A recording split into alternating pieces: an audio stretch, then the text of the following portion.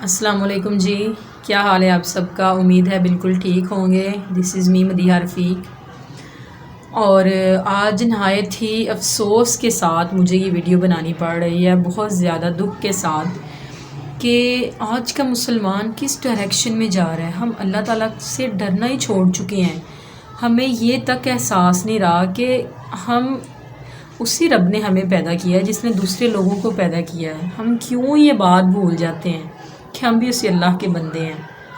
और लोग दूसरों की बेटियों पे जुल्म करते ज़रा नहीं झिझकते। ये बात कहते उन्हें ज़रा शर्मिंदगी नहीं होती कि तुम जहेज़ में क्या लाई हो, गाड़ी नहीं लेके आई, फ्रिज नहीं लेके आई, फ्रीज़र नहीं लेके आई, ये वो, हमने तो तुम्हें यहाँ रहने नहीं देना। कितनी गलत बात है वैसे।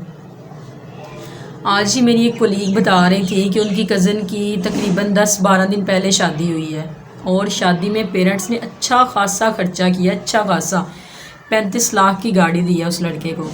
और बारात की जो रोटी उन्होंने खिलाई है बारात को, उसमें छोटा गोश्त उन्होंने खिलाया। तकरीबन 40 लाख के करीब उनका रोटी पे ख़र्चा आ चुका था और 35 लाख की गाड़ी भी दी है जहेज़ के अलावा।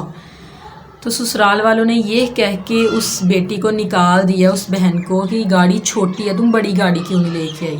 अस्तगफिरुल्लाह, किस कदर शर्मिंदगी की बात है कि किसी की बेटी पे कीचड़ उछालते, किसी की बेटी के साथ ऐसी बात करते। हम इंसानियत के मर्तबे से नहीं गिरते? शर्म नहीं आती लोगों को ये बात कहते हुए कि तुम ये गाड़ी छोटी लेके आई हो? अगर ना भी दें वो गाड़ी, पेरेंट्स अगर ना भी दें तो क्या फ़र्क पड़ता है। उन्होंने अपने जिगर का टुकड़ा आपको दे दिया, इसके अलावा भी किसी गाड़ी की ज़रूरत है, जहेज़ की ज़रूरत है।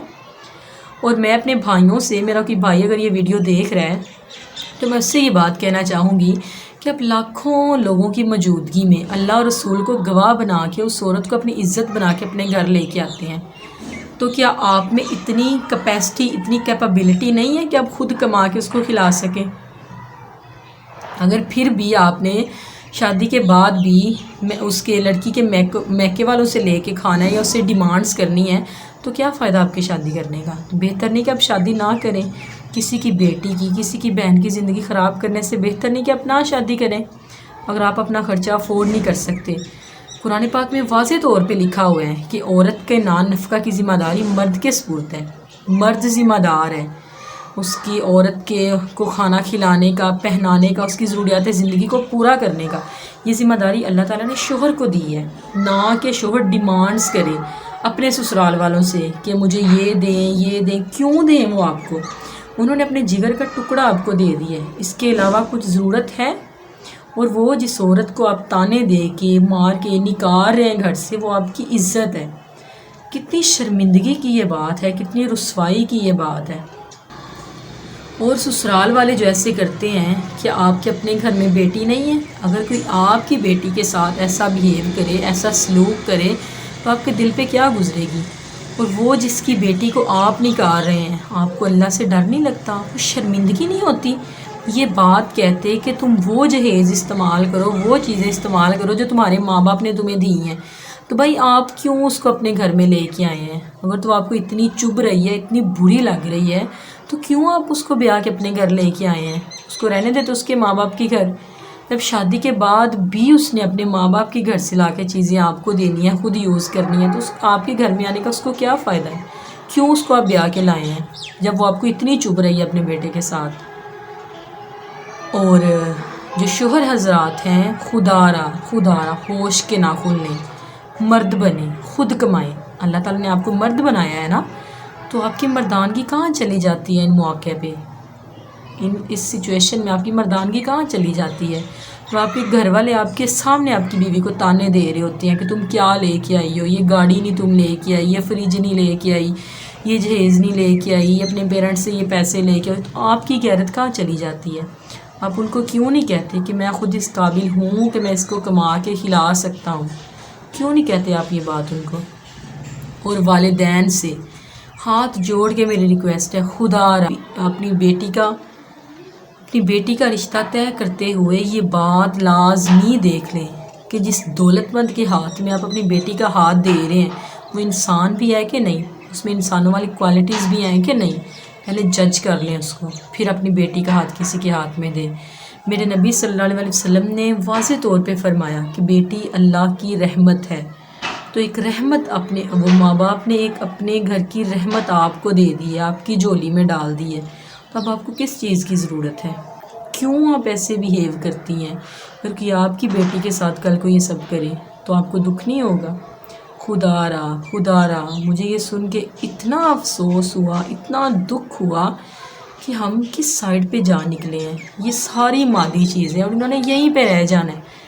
اگر آپ کی بہو اچھی ہے، کیوں آپ اس کو بار بار انسسٹ کر رہی ہیں ایک چیز کے لیے؟ کیوں اس کو تانے دے رہے ہیں؟ اگر تو اپنے شوہر کے ساتھ خوش ہے تو آپ کی کوئی تک ہی نہیں بنتی اس کو تانے دینے کی، کوئی وجہ ہی نہیں بنتی کہ آپ اس کو بار بار یہ بات ریئلائز کروائیں کہ اپنے پیرنٹس کے گھر سے یہ لے کے آؤ، یہ لے کے آؤ۔ کیوں لے کے آئے؟ وہ آپ کے گھر میں کس چیز کا کال پڑا ہوا ہے؟ بہت زیادہ یہ شرمندگی کی بات ہے۔ خدا را ایسے مت کیا کریں کسی کی بیٹی کے ساتھ۔ آپ کی بھی بیٹیاں ہیں، اگر آج آپ کی بیٹیاں نہیں ہیں تو کیوں آپ کسی کی بیٹی پہ فرعون بن کے بیٹھ گئی ہیں؟ کیوں؟ کہ آپ کو اللہ کے سامنے جواب دینی ہونا؟ آپ کو اس چیز کا حساب نہیں دینا پڑے گا بروز قیامت کہ آپ کیسے کیسے ڈیمانڈس کرتی رہی ہیں کسی کے ماں باپ سے؟ کوئی بے بس مجبور لاچار ماں باپ بھی ہوتا ہے۔ اسی چیز نے شادیوں کو اتنا مشکل بنا دی ہے کہ بیچارے غریبوں کی بیٹیاں نا گھر میں اپنے پیرنٹس کے گھر میں بوڑھی ہو جاتی ہیں، ان کی شادی نہیں ہو پاتی اسی وجہ سے۔ حالانکہ میرے نبی نے نکاح کو کتنا آسان کیا ہے نا، بالکل سمپل سی چیز، لیکن ہم نے اس کو اتنا مشکل بنا دیا ہے کہ ایک غریب کے لیے تو شادی کرنا ہی بہت مشکل ہو گیا ہے، ایک اس کے لیے بہت ٹف کام ہے یہ۔